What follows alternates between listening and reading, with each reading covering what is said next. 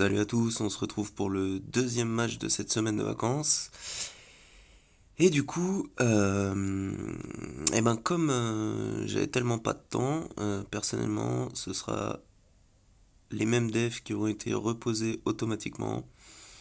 Donc un peu la même technique, full attaque pour celui-ci. Ce qui est assez sympa, c'est que je suis contre Alex, donc, et c'est un FR qui était 17ème de la D4 au moment où on s'est affronté. Donc c'était plutôt cool. Donc on peut voir son sud, c'est GG, Géo, Montmotma. Donc là, on va partir sur les counters qui font plaisir. En plus, il a vraiment mis les trucs que j'aime bien en dev perso. Donc j'ai speedé un peu les fights histoire que ce soit pas trop long et trop chiant à regarder. Et du coup, je l'avais MP et tout. Et ce qui était sympa, c'est que il a commencé à attaquer pas longtemps après que je commence. Et, euh, et comme je jouais mes arènes, toutes les 5 minutes, j'arrêtais de jouer la GA pour faire l'arène, etc. Donc c'était plutôt cool de voir qu'il avançait aussi. Et on verra comment ça se termine. Mais ça, c'était vraiment sympa. Ça fait toujours plaisir d'attaquer à peu près en même temps que l'adversaire.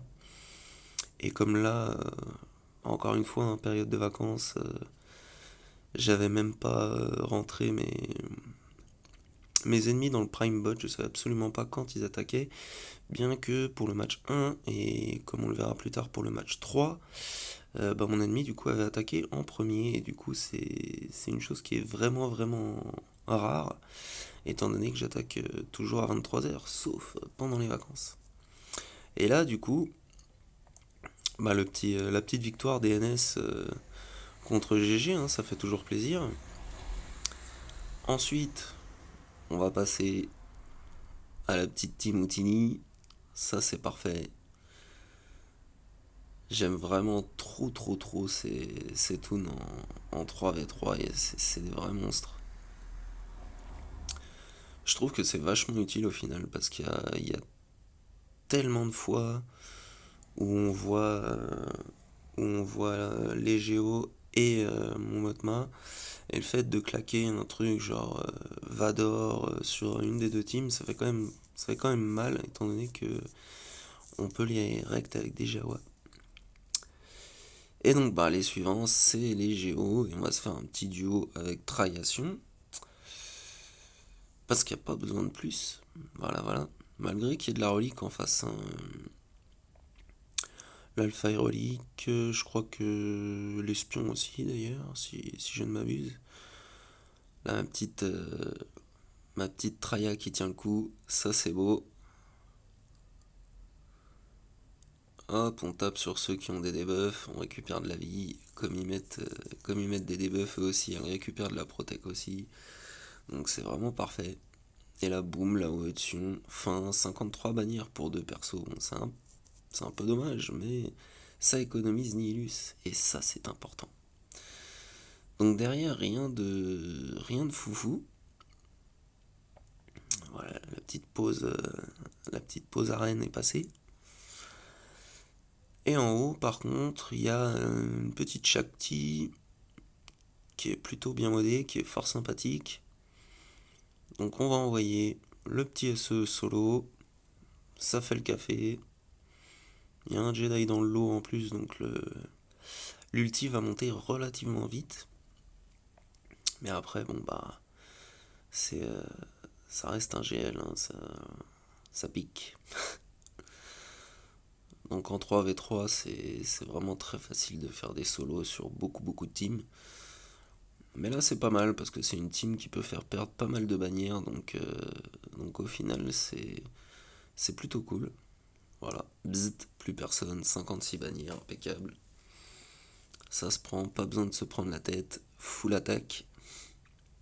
Et donc le Alex en question avait JML comme GL, il en avait qu'un. Mais il avait un bon gas, etc. Une belle team. Un beau roster, pardon, plutôt. Là, donc, on va faire le petit solo SLKR sur les BH du dessus. Étant donné qu'ils sont plutôt costauds, Bon, c'est quand même pas mal. Ils vont pas jouer. 56 bannières. Ça nous laisse les petits troopers pour les NS. Et là, on peut voir qu'il a commencé à attaquer. Donc, il est passé à 1239. Point de vue de, des points. Pardon. Et du coup, bon, on va faire le petit solo Killoren plutôt, vu qu'on est reparti en bas. Donc, pour faire le solo kilo sur les hold rep, ce qui est vraiment pas mal, étant donné que Killoren n'est pas un perso super ouf, on va dire, mais pouvoir faire un solo à chaque fois avec, c'est vraiment top. C'est vraiment pas mal.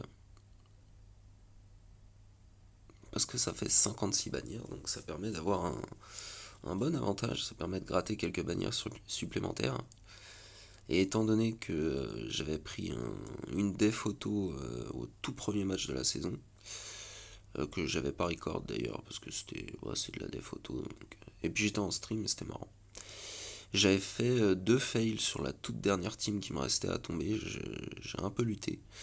Surtout le premier fail, c'était parce que je voulais faire un feat en même temps et que ça n'avait pas marché du tout. Voilà. Des fois les feats c'est la tentation, il faut pas le faire.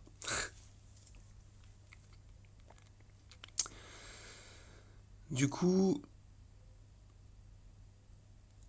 ce coup-ci on va faire les troopers.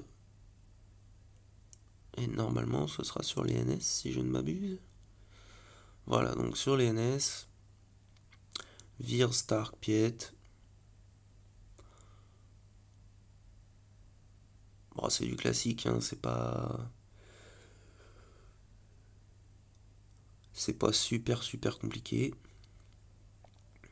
Plus de Daka, plus d'assage, plus de zombies, 54 bannières, fin. Mais ça reste quand même plus compliqué qu'en 5v5, encore une fois. Là, on peut voir qu'il a attaqué, ça y est.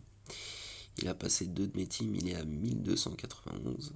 Donc là, encore une petite pause combat d'arène pour remonter vite. Alors, en vacances, on fait tout en même temps. Hein. Et donc, tac tac. Ah oui, sur la NUT, je m'étais dit je vais utiliser Vador.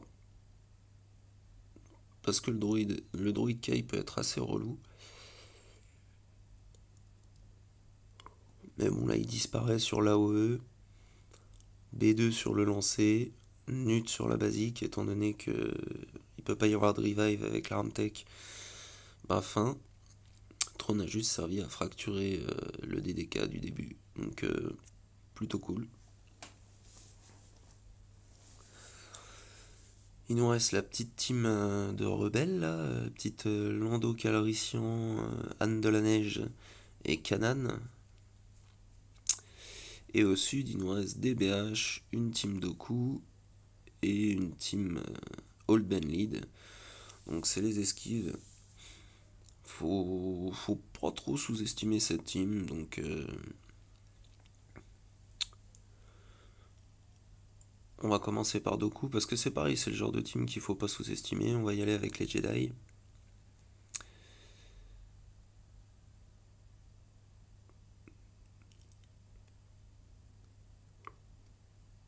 Mais bon voilà, avec les Jedi, il n'y a pas trop de mots à se faire, ça fait 54 bannières.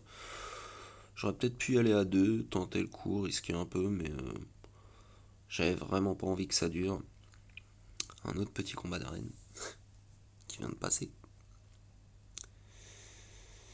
Et là, donc je regarde un peu ce qui reste et tout à peu près, qu'est-ce que je dois faire, etc. pour marquer quand même pas mal de points.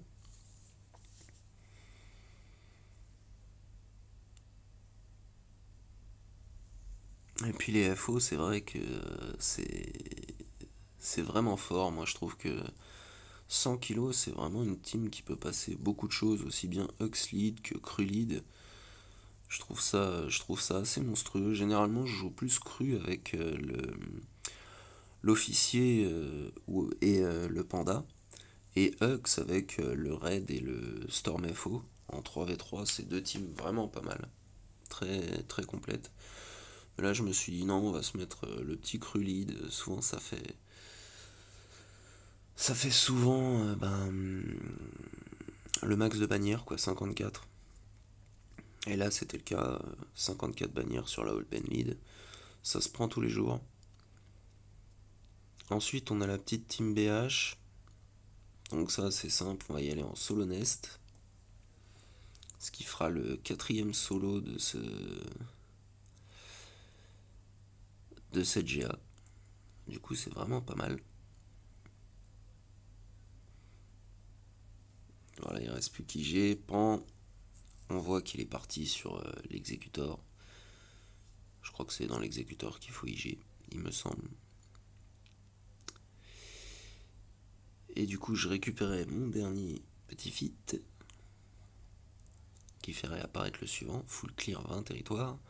Là, c'était 18, je crois. Donc, on est pas mal.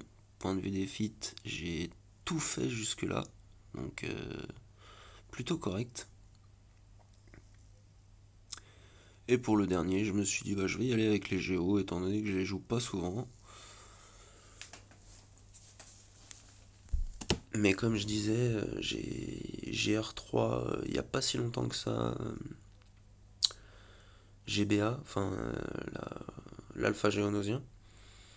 Donc ça leur apporte vraiment une bonne survivabilité, le fait que déjà l'alpha soit G13, mais que du coup la brute aussi est G13. Ça leur apporte vraiment quelque chose. Donc ils sont beaucoup plus utilisables. Et ça c'est très cool. Et en plus ils ont tendance à faire des bonnes bannières. Bon là je me suis fait avoir parce que j'ai laissé une AOE passer et du coup petit loupé de ma part.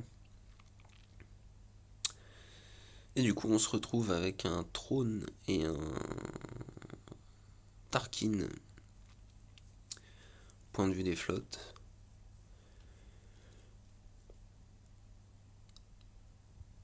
Et depuis peu, j'ai mon finaliseur 7 étoiles et ça c'est cool. Comme ça je perds moins de bannières. Parce que quand on a moins d'étoiles, forcément on peut mettre moins de vaisseaux et on perd des bannières de base. Donc ça c'est un peu chiant de jouer avec un vaisseau 6 étoiles. Maintenant qu'il est 7, je vais pouvoir faire plus de bannières. Wouhou! Et ça c'est top.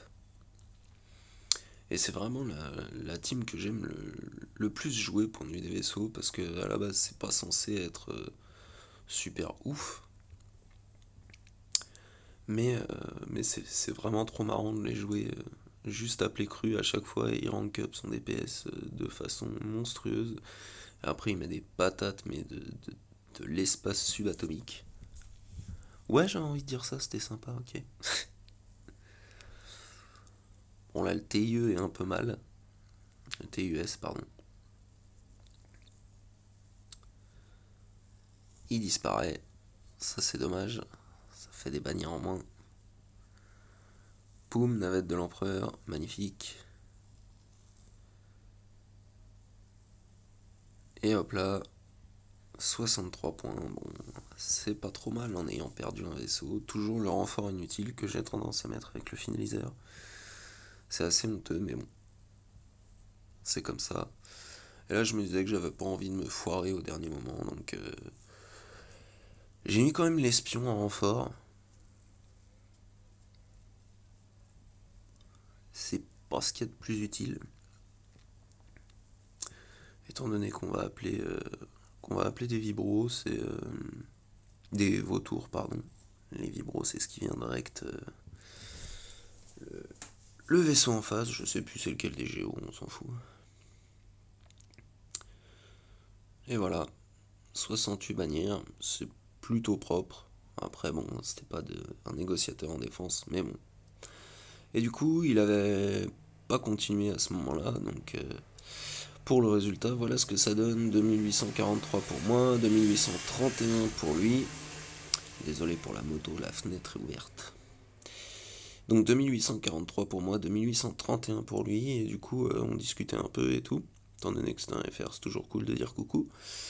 Et il me disait que c'était rare qu'il se fasse battre au point, donc voilà, je suis désolé d'avoir ruiné son classement, mais c'était très cool d'affronter un FR qui était aussi dans le top 50 de la division 4, ce qui est extrêmement rare pour moi en 3v3. étant donné que je rappelle que le 3v3 c'est une des 2 seules fois où je n'ai pas fait Kyber, c'était en 3v3, l'autre fois étant au tout début quand je n'avais pas de flotte du tout, c'était très compliqué. Voilà, bah j'espère que ça vous aura plu, moi en tout cas j'étais super content de faire ce match contre un FR encore une fois. C'est toujours sympa d'affronter des gens de la même communauté que la sienne. Donc voilà, je vous souhaite une bonne GA à tous, un bon visionnage. Allez, salut à tous.